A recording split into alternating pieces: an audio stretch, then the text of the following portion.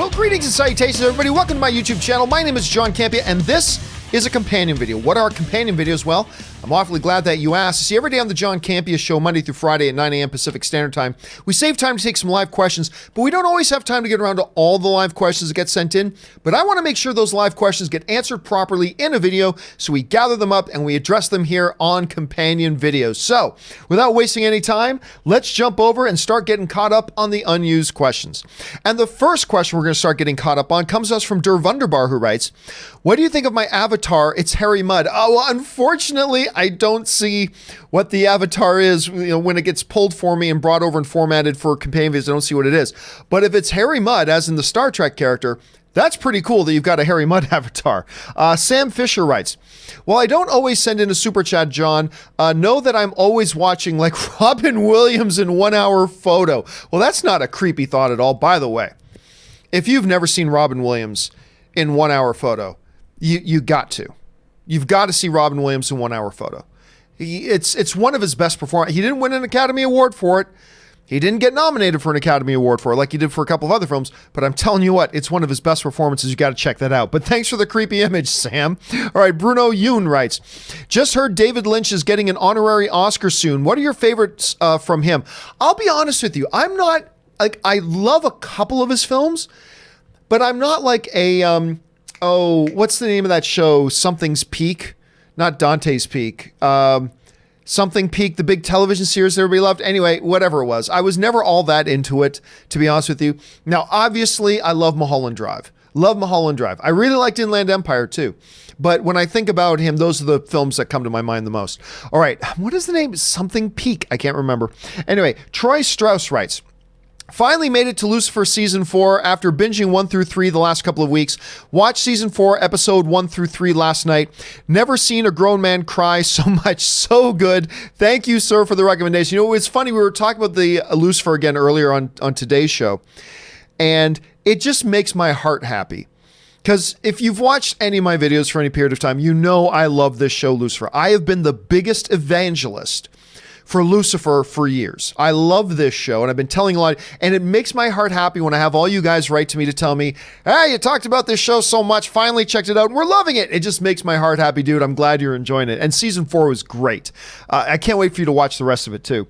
All right, Taki75 writes, "Toy Story 4, not as good as 2 and 3, but still pretty damn great. Had the funniest Bunny and Ducky, and most tragic Gabby characters of the franchise." Well, I'm not going to go into too much about why you said those things, because that would be spoiling stuff. But to me right now, it's sitting at number 2 as my second favorite Toy Story movie behind number 3. But you can here's the thing about the Toy Story franchise, Taki. It's so brilliant. You could put those 3 films or those 4 films in any order and it's legit. You could say I prefer them, I rank them as 1, 4, 2, 3, or 2, 1, 3, 4, or 4, 3, 2, 1. And it doesn't matter. It's all legitimate. That's how great these films are. And I absolutely loved it. I'm glad you enjoyed it too, dude. All right. KW Garrett 83 writes, "Rob, who is not here right now, can you explain ASMR in 30 seconds to John? I'm very aware with what ASMR is."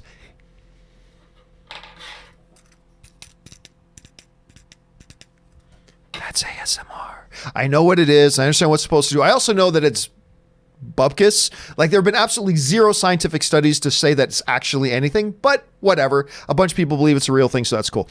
"I don't think he's familiar with the YouTube fad." Oh, I'm familiar with it. "Millions of views to listen to someone tapping a mic." I know, it's so ridiculous. And again, the funniest thing about it is there's been absolutely no scientific information backing it up. None. But I mean, at the same time, if so many people say it does have the effect, in the brain that they say it does, maybe there's something to it. I don't know, but I don't understand why anybody enjoys it. But I don't need to understand it. I don't need to understand it for somebody else to enjoy it. If you enjoy it, who cares whether I understand it or not? That's irrelevant. All right. Willow Yang writes, "Looks like the chameleon has goofed up on his disguise. We all know that's not the real Nick Fury." Okay, so that's probably a reference to is that in the comics one time, Spider-Man realized that Nick Fury was actually the chameleon because he had the patch on the wrong eye. Hence the big story that was out earlier this week about how some of the Spider-Man Far From Home marketing botched it because some had him with the patch on the left eye, some had him with the patch on the right eye, and Samuel Jackson had a big reaction, which is funny.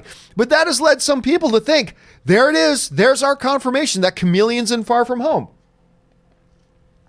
Which I doubt that's the case, but it's not a ridiculous argument. I mean, I don't buy into it, but it's not a ridiculous argument. It is something they did in the comics. Maybe this is a bigger play they're doing, Willow. Who knows? McDavid deserves better. What do you miss more, Tim Hortons or TSN? Tim Hortons. Here's why. I love TSN. For my American friends, TSN is Canada's national sports. Actually, Canada has two big national sports networks, Sportsnet and TSN. And I think they might be owned by the same company. I can't remember. I love TSN, but I've got a reasonable facsimile of TSN here in the States in ESPN. I prefer TSN, but ESPN's great, and it's a reasonable facsimile, so I get it. Nothing down here compares to Tim Hortons. Nothing. I have not had donuts or whatever. This is why I don't eat many donuts, is because I've found nowhere, not Dunkin' Donuts, not Coffee Crispy, Country Time, whatever the stupid chains down here are called, nothing comes close to Tim Hortons. ESPN comes pretty close to TSN, so I've got it there to fill that void. But nothing down here comes close to Tim Hortons. And I don't even drink coffee. And coffee is usually where everybody starts. Tim Hortons coffee, best in the world. I don't drink coffee, so I don't know. But nothing down here has touched Tim Hortons donuts, particularly the Boston cream donut of Tim Hortons. That is what I miss the most. All right. Of course, aside from family and everything. K Major writes, after yesterday's discussion on the longest #1 movie, just noticed that Disney doesn't crack the top 20 until Black Panther at 5 weeks. That's wild. Not really. I mean, because when you think about it, movies today do not stay in the #1 spot for long because too many other big movies come out, and the new trend of movie going amongst movie fans is to go see the movie as early as possible. So movies simply don't stay at the #1 spot that long. And, you know, Black Panther, it just kind of came at just the right time. There was really nothing against it. So it stayed at #1 for 4 or 5 weeks. But Disney hasn't been the big monster dominator at the box office for very long. It's only been that way for a number of years. Long after the era of a movie being able to stay at #1 for 7 weeks had long passed. So really, when you think about it, K Major, it's not surprising at all. Not really. What is surprising is that Black Panther was at #1 for 5 weeks. That's crazy. You're hardly ever going to see that again. It'll happen again, but hardly ever. Hardly ever. Jack Humphreys writes, do you guys like Batman Mask of the Phantasm? You know, somebody else asked that question today. Maybe it was you, Jack. Maybe it wasn't. I did. And I know Rob did too, because it was brought up today. I did. And I still remember because at the time it was the first Batman movie on the big screen. Well, I mean, you know what I mean. But like animated and stuff like that. And I love the Batman animated show because it was a movie version of the animated show. And I loved it at the time. So I really liked it quite a bit when it was out. DC Patience writes, themes of Toy Story 4 reminded me of Dad when Mom died. Oh, I'm sorry to hear that. Focused on our happiness instead of his. Dad later remarried, travels, and is enjoying life. That's a beautiful story, DC. Now, I'm not going to go into how that applies to Toy Story 4 because that would be spoiling some things, and I'm not going to do that. But for those of you who have seen Toy Story 4 already, you know exactly what DC is talking about and why the themes of Toy Story 4 reminded her of her dad. That's a beautiful thing, DC. Thank you for sharing that. KW Garrett 83 writes, Screen Rant says Fox spent $200 million on Dark Phoenix. Where did the money go? Space scene at the beginning was cool, but not a ton of huge CGI. Salary costs. Well, here's two different things. One, I don't believe that $200 million number is true. I don't believe that's accurate, I should say. But it was big. It was a huge number. There's a lot of film fans today who just think expensive means big visual effects. That's not always the case. Visual effects are a big added expense, yes, but a lot of movies turn out to be really expensive just to start. So whether it was locations or whether it was the size of the cast and salaries, whether it was the visual effects, which were part of it. And by the way, a lot of the visual effects were actually quite good in the movie. A lot of the effects were really, really quite good. So while I don't believe that $200 million is accurate, it is still a big number. I think I heard it was like around 170 or something, which is still huge. huge. There's a lot of VFX going on throughout the movie. A lot of times it was smaller stuff, but it just felt like almost every frame of the movie had some kind of visual effects going on. But again, you've got Michael Fassbender, you got James McAvoy, you got Jennifer Lawrence, who is not cheap. You've got Jessica Chastain, who's one of the hottest actresses in the world. You've got, and then a pretty, Nicholas Hoult, who was almost Batman. You've got, on and on and on. So there's a lot of things that go into making a movie expensive, and I could see why this one was pretty damn expensive. Aaron Moen writes, chances of Kong/Godzilla and or Avatar teasers at Comic-Con D23. Also, what is the longest movie marathon you've ever done? I did a 22-hour Harry Potter one. That's cool, Aaron. Kong versus Godzilla, I doubt it, because I hope they learned their lesson.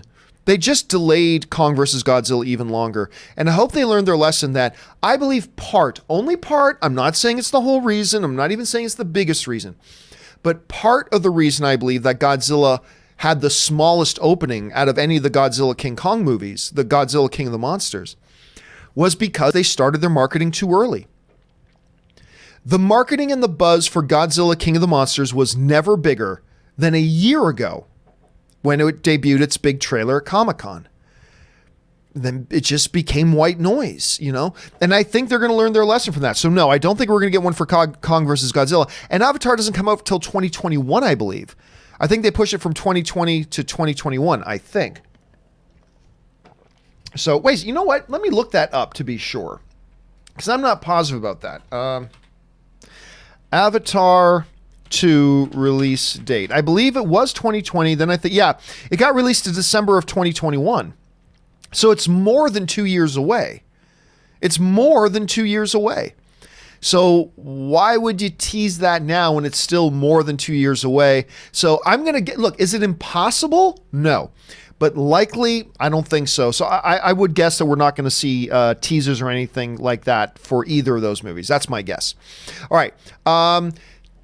T-Man's the Man writes, we have 6 months left in this decade. Was this a good movie, decade movie-wise? Was this a good 10-period year? I don't know, man. Yes, that's something you have to sit down and go year by year by year. But you know what? I believe that it was almost every year this decade that we went through our end of the year stuff and go, wow, there were surprisingly a lot of really good movies this year. So I'm going to go out on a limb right now without researching it, which I can't do right now, and guess that, yes, it was a pretty damn good year for a good decade for movies. Razor's Edge Frisbee writes, now if we could only get a trailer and release date for The Lighthouse. No kidding. So The Lighthouse is the new Robert Pattinson film that everybody's just gawking about, saying it's amazing. It debuted in May in France. It still does not have a release date for anywhere in the United States. No release date. I'm not even 100% sure it's got a distributor. I'm going to guess that it does, but I don't know for sure. But I do know that there's no release date yet. So we're not going to get any kind of a teaser or trailer until there's a release date. And as of right now, still no release date. But I'm wanting to see it because everybody's talking about how great it is. So I want to see it, Razor's Edge. All right. T-Man's the Man follows up and writes, my favorite decade and... Try that again. My favorite decade and entertainment, you probably meant of entertainment, is the 90s. While we had great movies like Shawshank Redemption, Forrest Gump, and Green Mile, we also had great TV shows like the entire ABC TGIF and The Fresh Prince.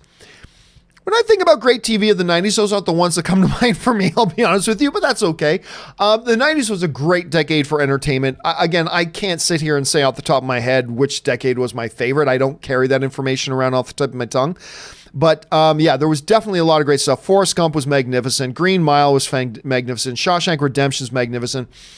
Even in the exact same year, you had Pulp Fiction was that same year, and all that kind of stuff. So absolutely, 90s T-Man's the Man was a great decade for entertainment, no doubt about it. All right, Murray Reich writes, bought 3 tickets for Lion King for me, my wife, and my mom. So with savings, with A-list and stubs and convenience fee, I ended up paying $12 from $54. I love AMC. AMC is great.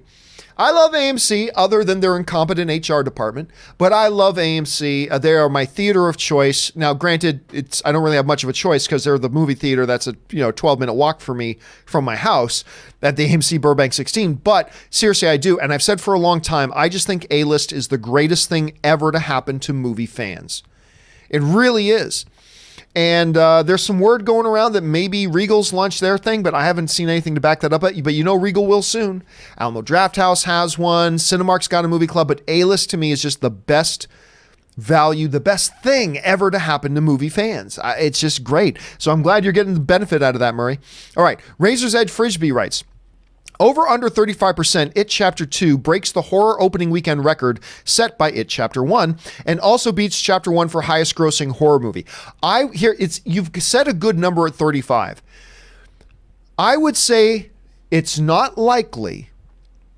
See, if I had to put $5 on it, I would guess that It Chapter 2 does not break the opening weekend horror record of It Chapter 1. But I do think it's a better chance than just 35%.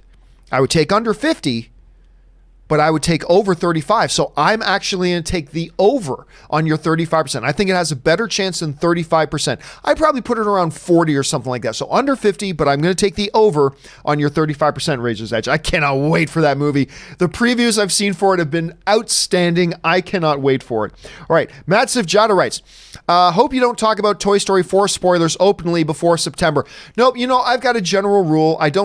We do not talk open spoilers on my channel until number 1, a movie finishes its theatrical run, and number 2, has been out on home video for a while. Probably a month or two, a couple of months.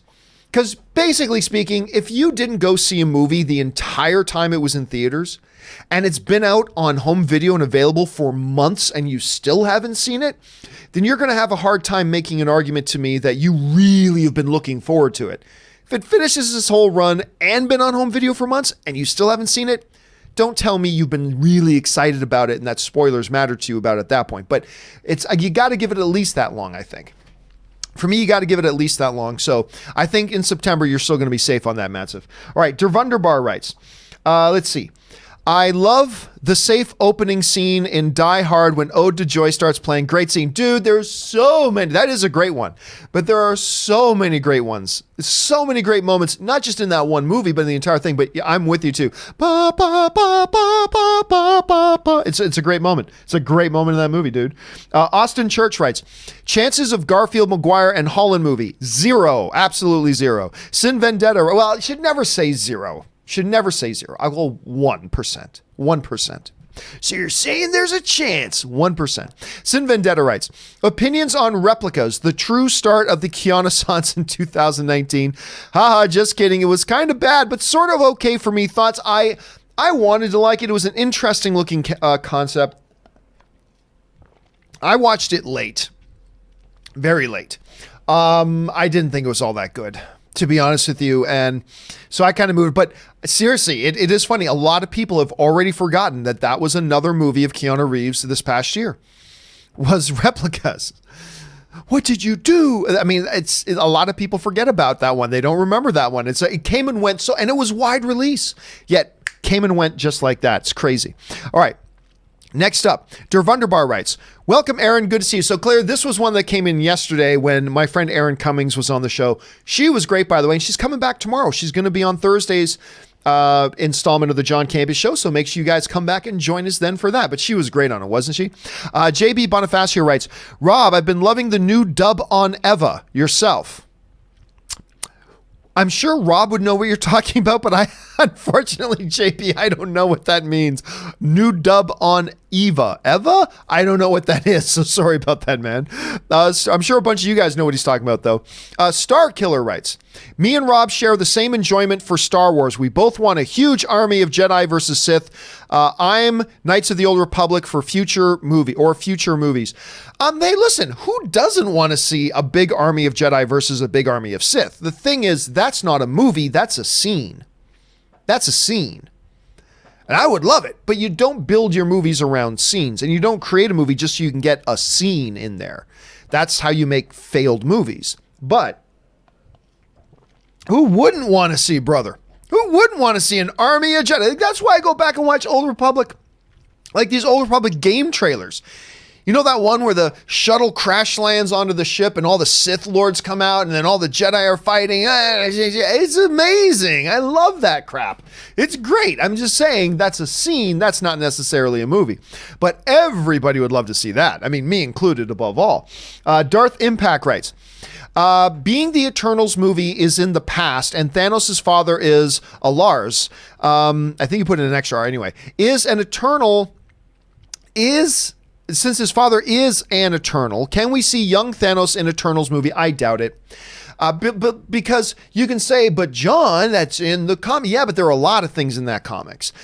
For example, Thanos attacked Titan, whereas in the movies that we have, it's beloved and it breaks his heart that it's fallen. It's not his fault, apparently. He tried to save Titan. So there's that. Also, in that very same thing, Lars is the son of Kronos. And Kronos created Drax the Destroyer specifically to help combat and kill Thanos.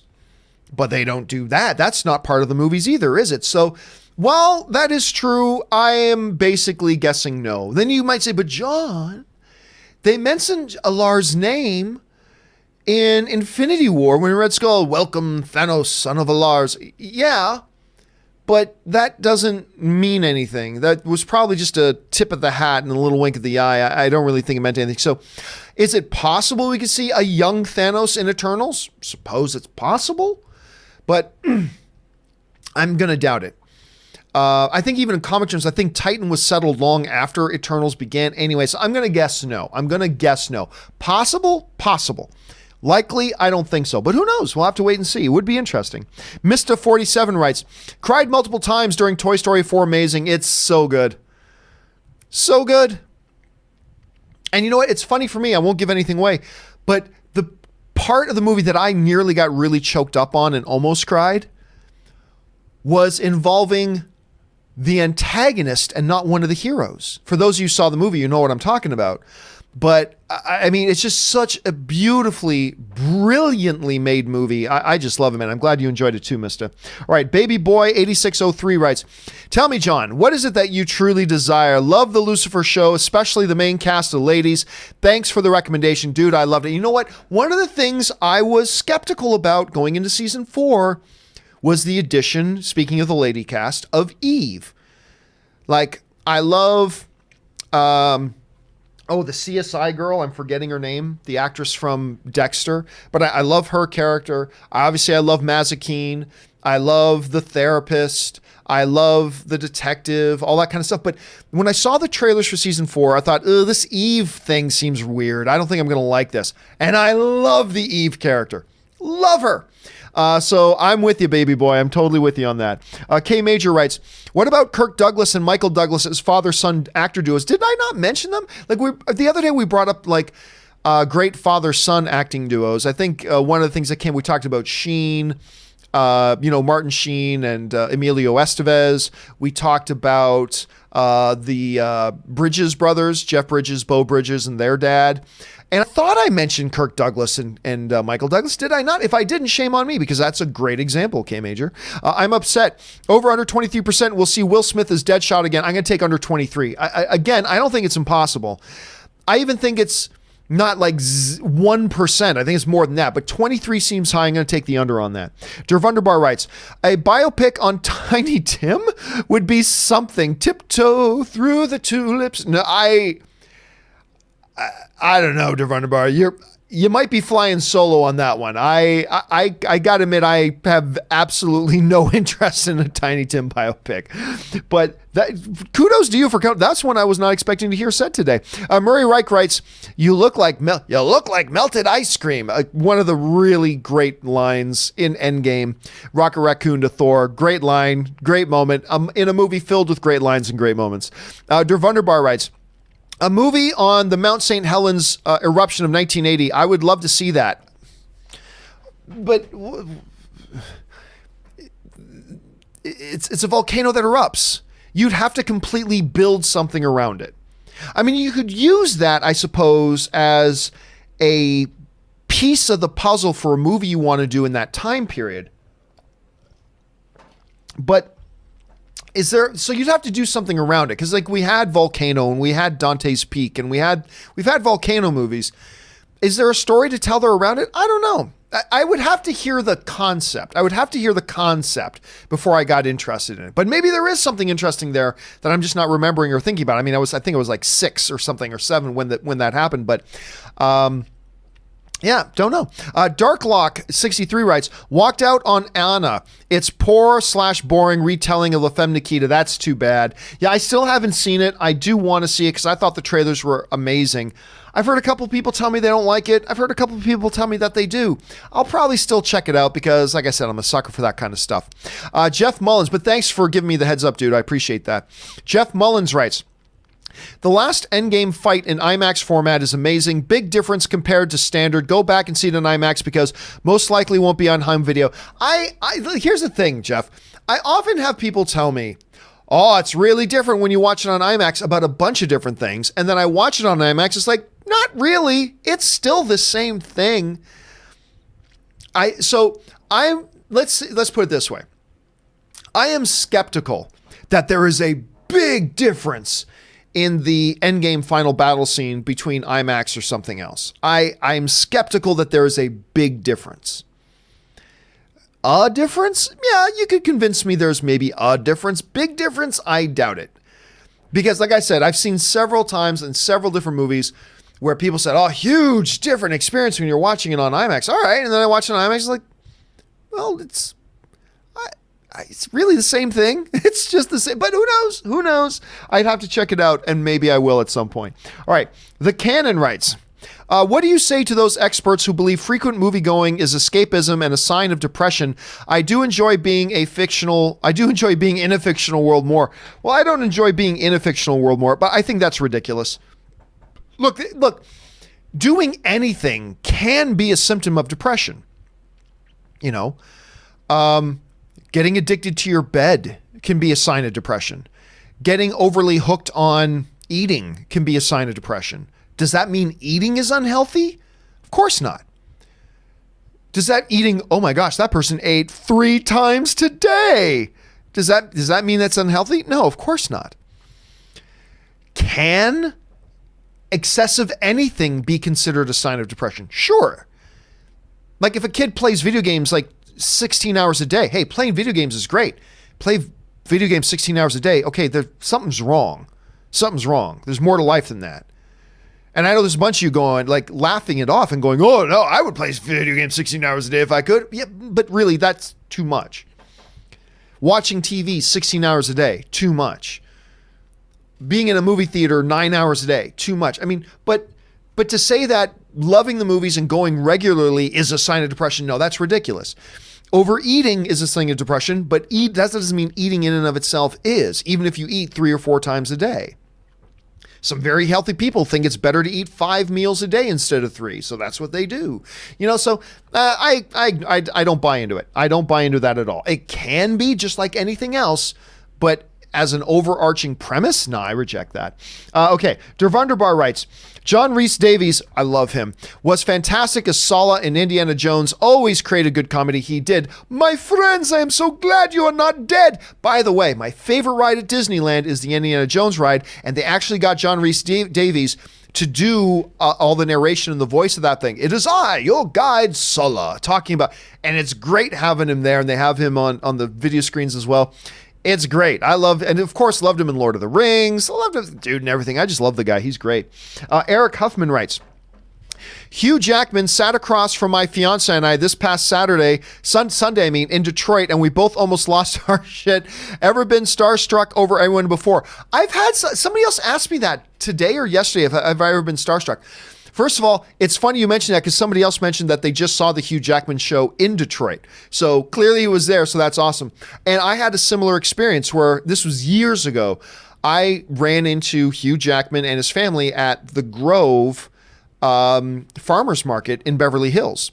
They were sitting down eating. And it's like, I very rarely, if ever, get starstruck. Even though I'm massive fans of a lot of these people, I very rarely ever get starstruck. It's happened to me 3 times.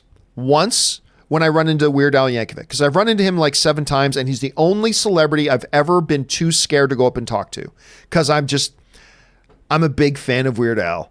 Don't know why. Like, I walked up to Chris Pratt. I've walked up to Jessica Chastain. I've walked up to Reese Witherspoon. I've walked up to Ryan Gosling. It doesn't matter. It doesn't matter. I'm a big fan of all theirs, but I don't get starstruck. But Weird Al, I was so starstruck. I've been at different events with him at least 7 times, and I'm always too afraid to go up and talk to him. Again, starstruck with George Lucas, and starstruck with Harrison Ford. I got starstruck with Harrison Ford because it's Harrison Ford. So those are the 3 times that I did. Anyway, let's see. Dervunderbar writes, if you haven't seen Legend of the Drunken Master with Jackie Chan, you really should. Tight acting, great. I don't know how great the acting is. Great story and hilarious. The comedy's hilarious. There've been a couple of them. I remember one of the taglines for that movie for its North American release was, what is it? Before he takes you on, he's got to tie one on. Because for those of you who don't know, Legend of the Drunken Master is exactly what it sounds like. Booze to the Drunken Master is like spinach to Popeye. It gives him power. So he drinks and all of a sudden he's drunken boxing and all. He breaks into it. It's great. There are actually a couple of Drunken Master movies that start all the way in the 70s and go all the way into the 90s. But anyway, yeah, if you've never seen the Drunken Master movies, you should totally check them out. They're great. Let's see. Michael Mauricio writes, Legion Season 3 premiere last night. OMFG, yes.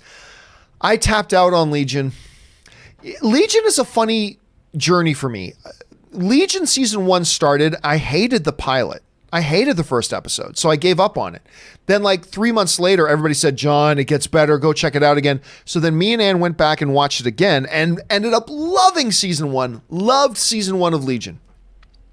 So then Season 2 came out. And Ann and I got 4 episodes in and we tapped out. I just thought it was bad. Trippy isn't inherently good. Trippy can be good and Trippy can be bad. Trippy for just Trippy's sake is neither good nor bad. It's just there. And I found a lot in Season 1. It was Trippy for really cool effect. In Season 2, I just found Trippy for the sake of being Trippy. Look how Trippy we are. And I just couldn't, I gave up on it. I love Season 1. Tapped out on Season 2. So personally, I don't have any plans on watching Season 3. But if you enjoyed it, that's all that's important, and I'm glad it's back for you. It's too bad. I've got a lot of friends who are fans of Legion. It's too bad this is going to be its final season. Austin Church writes, chances of another Friday movie with Chris Tucker, I'd say they're pretty low. Again, in this business, never say impossible, but I got to say, I think at this point it's pretty damn low. In the single-digit percent chances, like 3 or 4%, something like that. No Quizada writes, John, I'm so excited for yesterday. Any buzz? I was as excited for yesterday as anybody, but honestly, I'm not hearing great things. I'm hearing okay things. For the most part, I'm hearing it's okay. But I saw the previews and I thought it looked fantastic. And I was really excited for it. And then a bunch of people I knew started seeing it and they're like, it's all right. It's pretty good. I know 1 or 2 that really like it. A couple that dislike it. But most people I know who have already seen it are like, it's all right. It's pretty good. I'm still going to check it out regardless because I still think the premise is so brilliant. So, and it's got Lily James. Lily James. It's got Lily James in it. So on that basis alone, I'm going to go see it. Robert Perez writes, do you guys remember Time Bandits? Of course, Time Bandits. John Cleese, Sean Connery is basically a Monty Python troupe movie. The Monty Python guys wrote it and directed it and all that kind of stuff. Did you know that R2-D2, Kenny Baker, was actually in that movie as well? So absolutely love Time Bandits. Orange Hand writes, favorite Lord of the Rings joke, parody, or spoof? I don't know. I don't. Sorry, brother. I don't keep those off the top of my head. So I don't know. I do not have an answer for that, Orange Hand, unfortunately. I'm sure there's a lot of really good ones, though, dude. Jordan's Channel writes, can you talk a little about if it was difficult or not for you to go from a 9-to-5 to podcasting? I actually went from a 9-to-5 to blogging. I started with blogging, and then I introduced a podcast even before the word podcast had been kind of adopted. The word podcast hadn't really been adopted yet. It was just internet audio shows at the time. But I went from working in a law firm to going and just doing my blog full time. And it wasn't a difficult transition. I mean, it was difficult at first because money, there was none. But I had grown my channel to about 100,000, not my channel, I had grown my blog I was getting up at 6 in the morning and working on blog posts before I had to go to work. Then I do a blog post or two during my lunch, and then I do another couple of hours of blogging after work. For a while, I was going to school and working and doing my blog. It was nuts. And people wonder why I was single at the time. Anyway, so when some friends of mine held an intervention, I got my first check from Google Ads for $400. Woo! When that happened, my friends had an intervention with me, convinced me to quit my job and just do blogging full time. But you know what? It wasn't that difficult other than the finances, but I had already saved up some money as a reserve to live off my savings to see if I could make the blogging thing work. And fortunately, I had enough money saved away that I could live off my savings probably for about a year, because I lived pretty inexpensively. So I figured I had enough money saved away, I could probably live off my savings for a year. And if after a year I run out of money, no problem. I'll just go back to work. At least then I could say I gave the blogging thing a shot. But I got lucky. Like my 100,000 readers a month turned into 250,000 readers a month. And then Time Magazine did an article on me. And then all of a sudden it was 500,000 readers a month. And then it was 1 million readers a month. And I got the podcast started rolling. I wasn't really making any money on the podcast part, but it became kind of popular. Won some awards with the podcast. Then I started, I was the first one in the movie space to start dabbling with video online. I was the world's first movie podcast. And you can look it up. I was the world's first movie podcast. Again, the term podcast hadn't even been coined yet. And I still remember the very first topic of the very first podcast I ever did was talking about the casting. They had just cast this kid named Brandon Routh to be Superman. That was the very first audio topic of the podcast I ever did. I still remember. But here's the thing. Why it wasn't that big of a difference was because I still treated it like a job. I got up, I went to work, although only now my going to work was going from my bedroom to my living room, but still I got up, I went to work, I worked 8, 9, 10 hours a day, and then relaxed in the evening if I wasn't going to movies and stuff like that. So other than the money, the transition was fairly easy because I was still doing a job. You know, there are some people who think, oh, I'll do blogging and I'll do podcasting, I'll do YouTubing, so I barely have to work. I'll just work like a half hour a day, and that's fine. Some people are able to get away with that.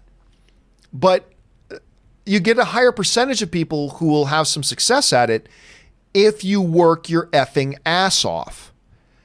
And with all the times that I've done some seminars and some like speaking and things like that, and the question I always find that's the big holdup. People don't want to work their ass off. People don't want to work their ass. I actually had somebody write in on the John Campea Show asking, hey, so do you have like a real job outside of doing your channel? I'm like, I work like 14, 16 hours a day. How can I possibly have another? But that's the thing. People are just not willing to work their ass off. Some people say they're willing to work their ass off, but they don't do anything. But anyway, I don't want to get, I've already gotten sidetracked a little bit here.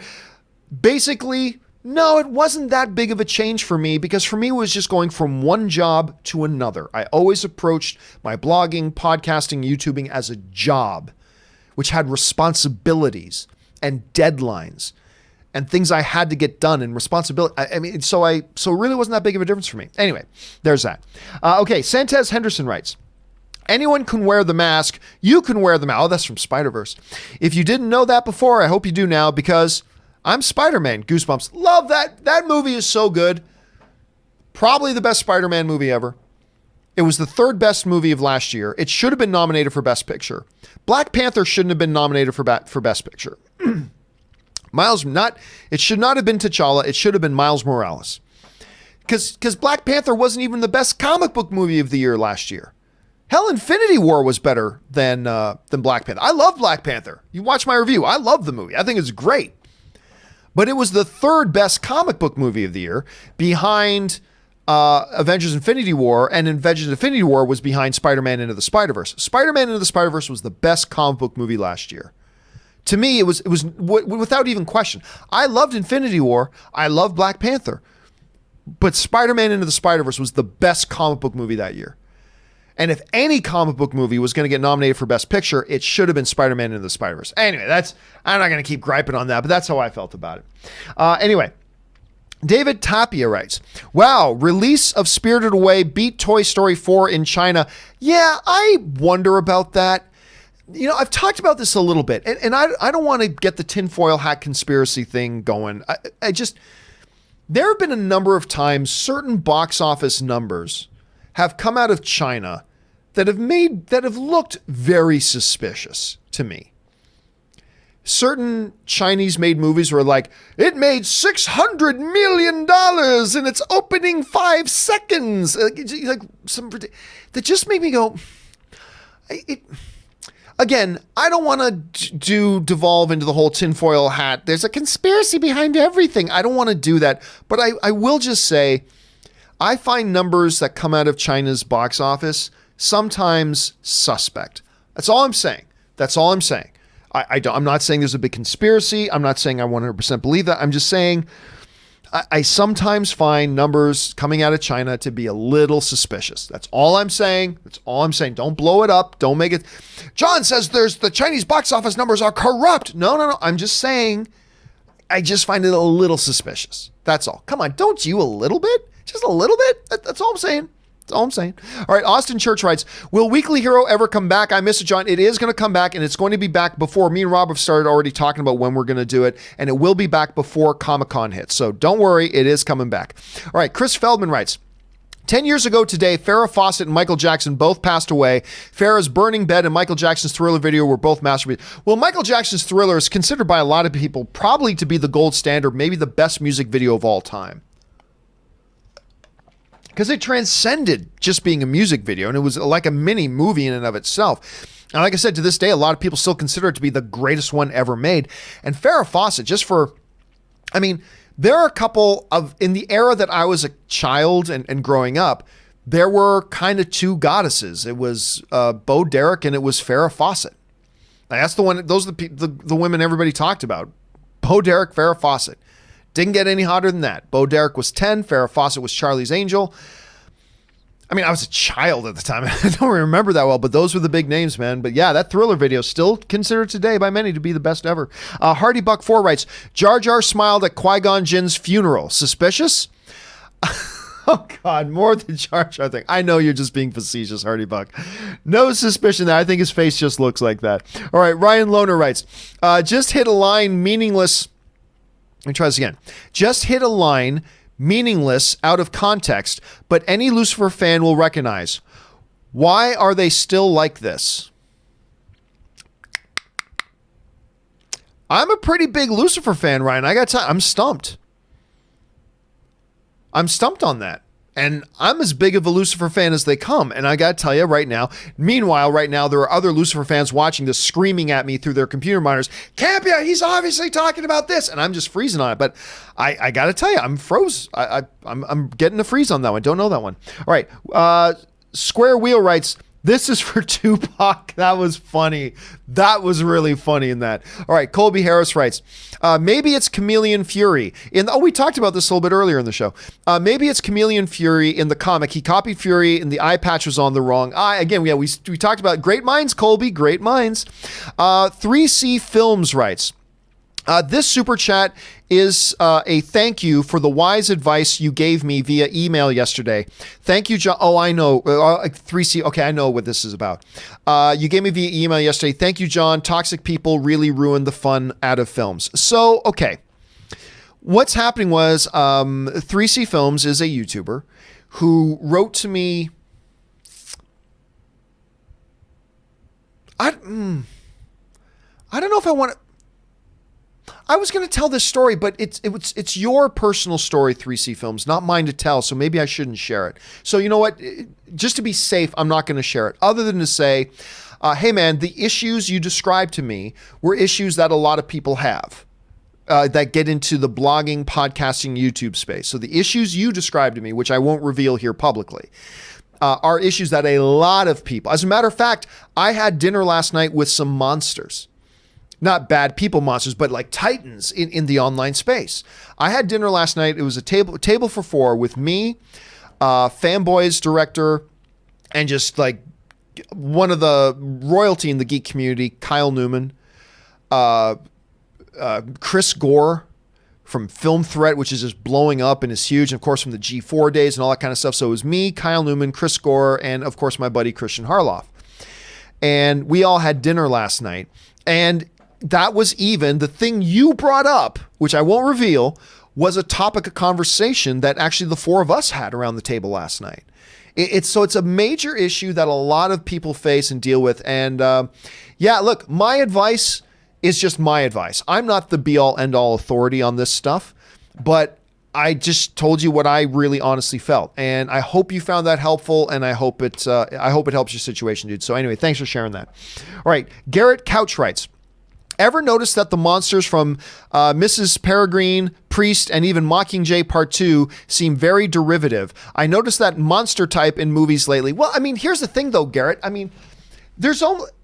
How many thousands of movies have had monsters? There's only so many ways you can design them. So you're going to often get characters that kind of look like other monsters from other movies. Hopefully not exact replicas. But with the sheer number of movies that have monsters, you're running out of ways to make one that looks truly unique from any other monster ever done before in any other movie, right?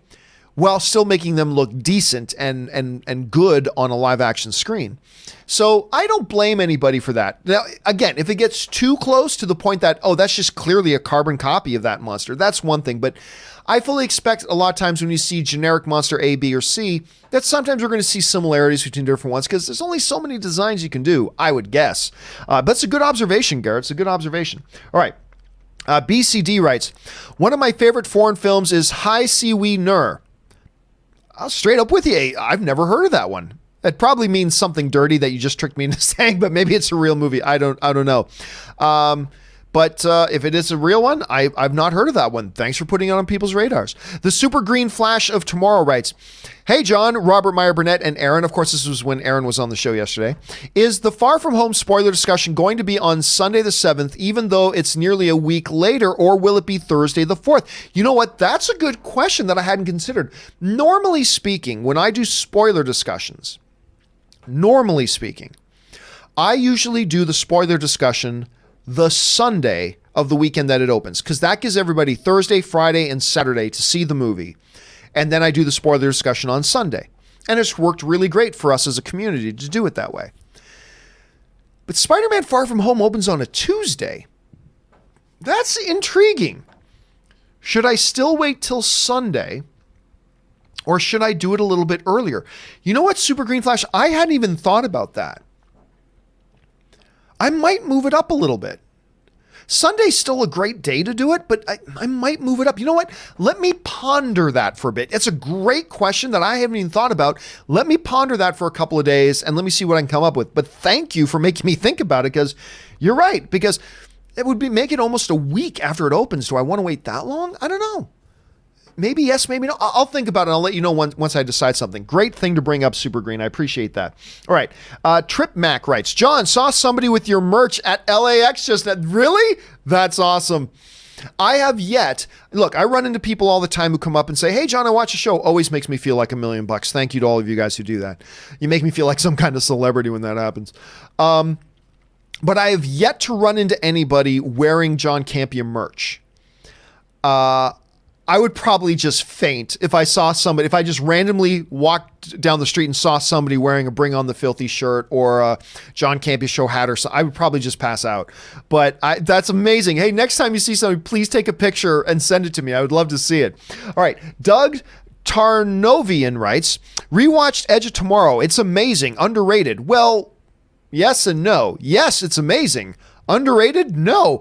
Everybody loves Edge of Tomorrow. I don't know that you can call a movie that everybody who's seen it pretty much universally agrees it's a great movie. I don't think you can call it underrated at that point, because everybody loves it. At least everybody who saw it. And it made decent money. It should have made more, except it had one of the worst marketing campaigns in the history of movies. It really did. They totally botched the marketing on Edge of Tomorrow. But at least everybody that I know who's seen it goes, yeah, man, that movie's really good. So I don't know if you can call it underrated. So I agree it's amazing. I disagree that it's underrated because everybody seems to think it's amazing. Let's see. Beatmaster writes, the creepiest puppet in a horror movie is Fletcher in Joey in 1985 from Roland Emmerich. Do you remember that movie? By the way, how is the Rodecaster mixer? I'll be honest with you, I don't remember it. I don't remember that off the top of my head. As far as the Rodecaster goes, I love it. Now, I'm a big fan of Rode. Actually, my main microphone here is a Rode Procaster microphone. When I was at AMC and we were building our studio, I picked Rode Procaster microphones for the desk. And to this day, that place I used to work still use the mics that I bought. It's a great mic. I absolutely adore it. And even sometimes, you remember I had a white microphone? It's just the USB version of this. It's the exact same microphone, except instead of being called the Rode Procaster, it's called the Rode Podcaster, just because it's a USB mic instead of an XLR mic. Other than that, it's the exact same mic.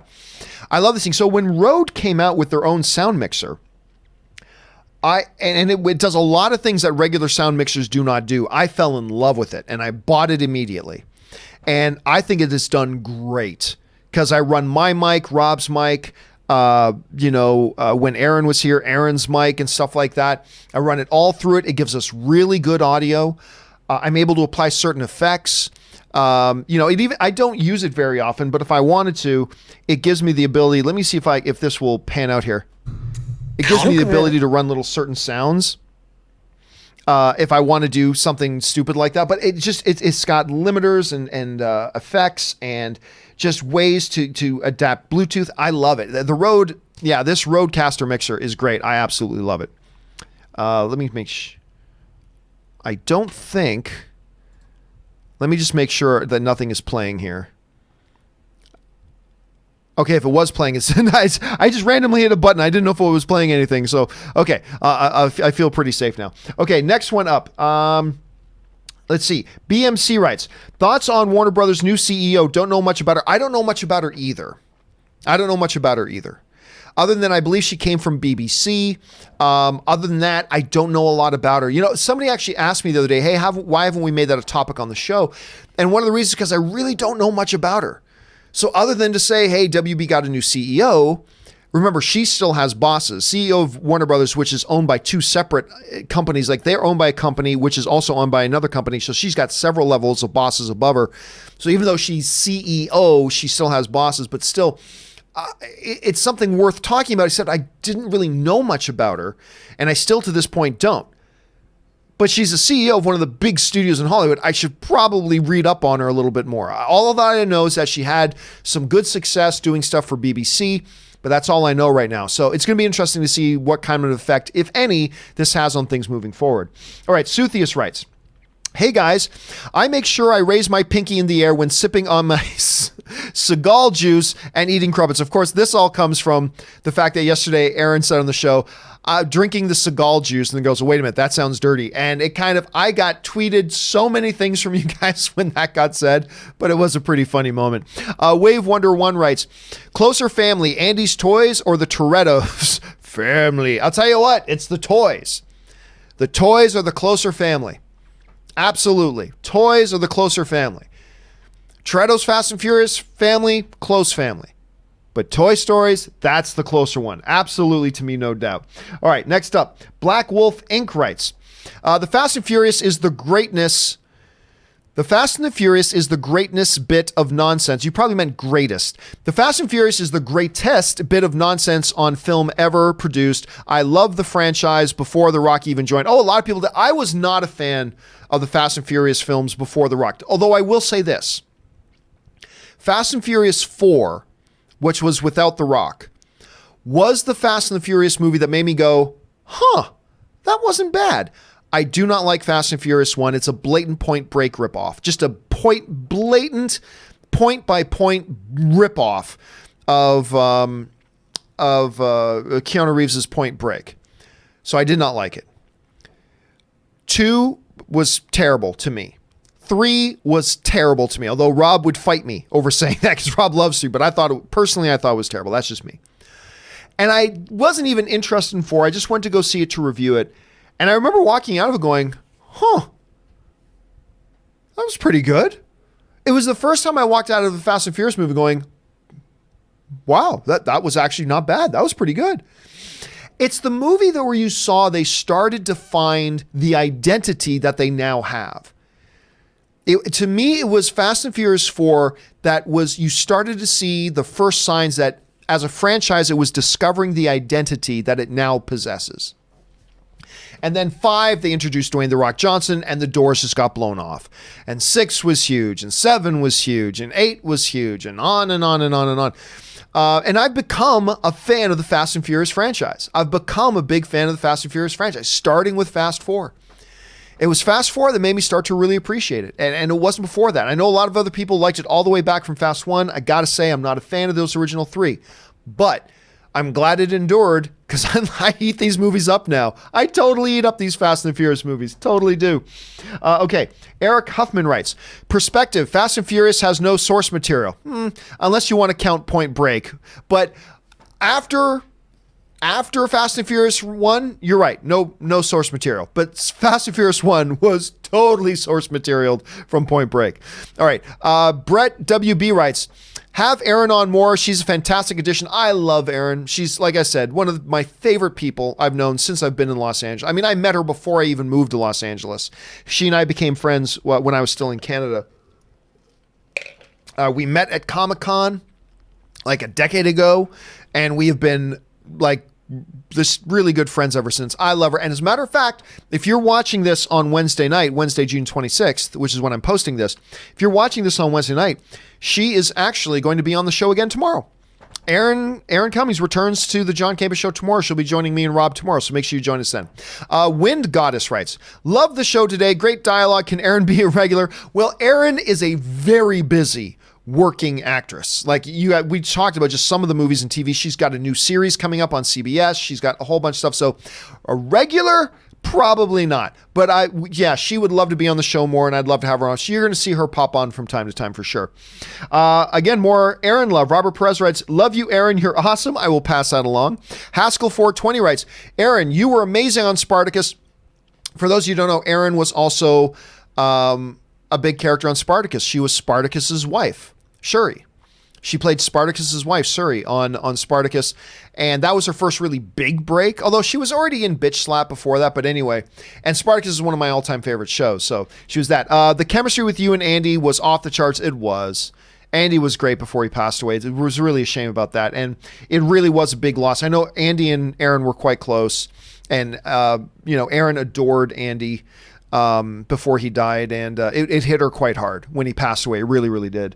Noel Nguyen writes, people are bullying the little girl playing Morgan in Endgame because they believe she's whitewashing the Ironheart character terrible. You know, I read a little something about that, and that's despicable. That is absolutely despicable. Going after a child. Go F yourself. Just completely go F yourself for people who do stupid stuff like that. It makes me furious, Noel. It really does. Joseph Rotini writes, Fast and Furious isn't a legacy, it's a family. We were talking on the show the other day about, what is Fast and Furious 9 is now start shooting its 10th film. It's Fast 9, but if you count the Hobbs and Shaw, which is in the Fast and Furious movie, it's like the 10th Fast and Furious movie. We start talking about legacy. So we were using that word legacy, but it's not a legacy. It's a family. DJ Titus writes, door dashing, listening, Pisces, and Robert Meyer Burnett. Pisces was my breakdancing name. Not joking. That was my breakdancing name. Pisces and Robert Meyer, door dashing and listening. Not quite sure what that means, DJ Titus, but thanks for the thoughts anyway. Gentleman writes, Rob, in the comics, when Chameleon impersonated, we've talked about this, so great minds, gentlemen, because this has been brought up a couple times already. When Chameleon impersonated Fury, he was found out because he wore the patch over the wrong eye. Chameleon confirmed for, no, that does not, no. I know there's a bunch of people who tries to find some odd little coincidence here and goes, does this confirm? No, it does not. Is it a possibility? Well, we knew Chameleon being in this movie was a possibility before because of the name of one of the other characters. But no, the eye patch thing does not confirm anything. Just be clear about that. The eye patch thing does not confirm anything. Andres Moran writes, more Aaron, you probably meant Aaron, E-R-I-N, not A-R-O-N. More Aaron, she's amazing. Also bring the Campea juice. Let the Campea juice flow. The bearded one writes, I saw Aladdin because Will Smith is in it and I loved it. I really enjoyed Aladdin. And I'm surprised I haven't gone back to watch it again because Ann and I watched it and we both said, we got to come watch this again. And we never did have the time to do it.